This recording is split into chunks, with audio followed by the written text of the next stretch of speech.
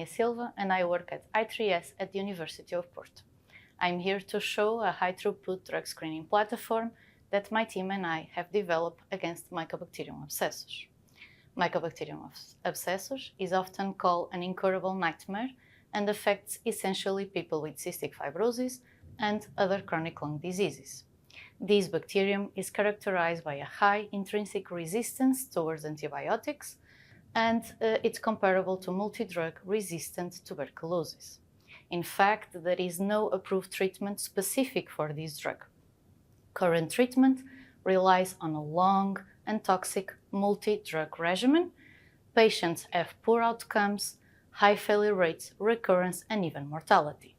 So it is clear that we urgently need new and improved treatments. So our aim is to find new drugs against Mycobacterium abscessus. However, conventional drug screening is labor-intensive, low throughput, and susceptible to human bias. So, in order to improve this, we have developed, characterized, and validated for drug screening Mycobacterium abscessus double reporter strains. These strains are autoluminescent and autofluorescent, and in this way we can use luminescence as a measure of bacterial viability and fluorescence as a measure of bacterial mass. With these strains, we can increase the throughput of the assay, reduce the preparation time, reduce the amount of reagents and compounds used, and also reduce the variability and human-induced error. Importantly, these strains do not need any extra reagents or kits in order to measure the luminescence and the fluorescence. The bacteria itself is our readout of compound efficacy. And so we have used these double reporter strains and combined with a high-throughput drug screening protocol for drug screening against Mycobacterium abscessus.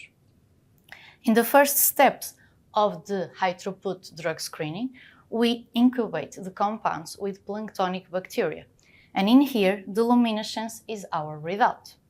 Then, since this Mycobacterium abscessus is a facultative intracellular pathogen, we need to assess the compound's efficacy against mycobacteria growing inside macrophages, and in here we use the fluorescence as the readout.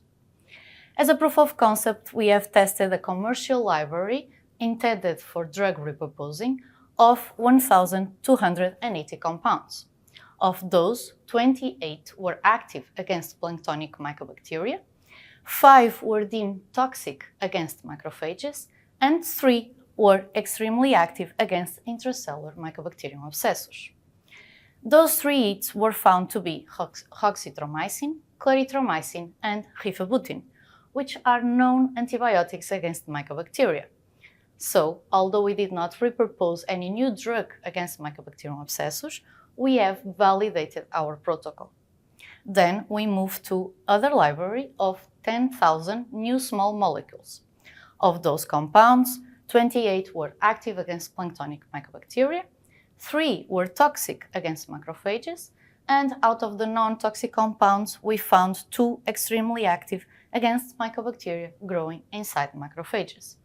We are now further characterizing these 2 new small molecules, either in terms of toxicity profile or activity against in vivo infection models. I must point out that our double reporter strains can also be used in vivo. So to conclude, we can combine our double reporter strains of Mycobacterium abscessus and high-throughput drug screening protocols in order to aid drug discovery against Mycobacterium abscessus. Thank you.